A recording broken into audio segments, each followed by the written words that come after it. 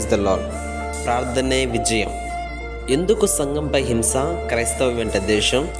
ఈ కాలంలోనే కాదు, సంఘ ప్రారంభ దినాల్లో కూడా ఇలానే జరిగింది.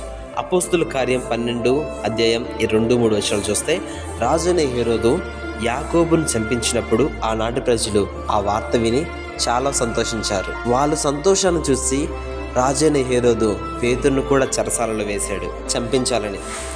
అయితే ప్రస్తుత కాలంలో చూస్తే పాస్టర్ ప్రవీణ్ పగడాల గారిని కూడా చంపేశారు. తరువాత పాస్టర్ అజయ్ బాబు గారిని పట్టుకొని జైల్లో వేశారు. అయితే దేవుని బిడ్డలుగా ఉన్న మనం ఏం చేయాలి?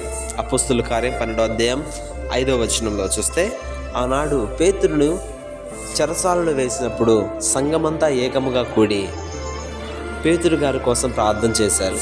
దేవుడు వారి ప్రార్థన ఆలకించి పేతురుని చెరసాలను విడిపించాడు.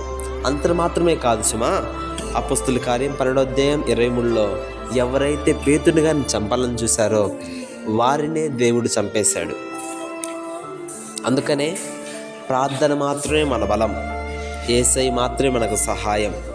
పగ తీర్చుకున్నట దేవుని పని, ప్రార్థన చేయుట మాత్రమే మన పని. ప్రార్థన చేద్దాం, దేవుని సహాయాన్ని పొందుకుందాం.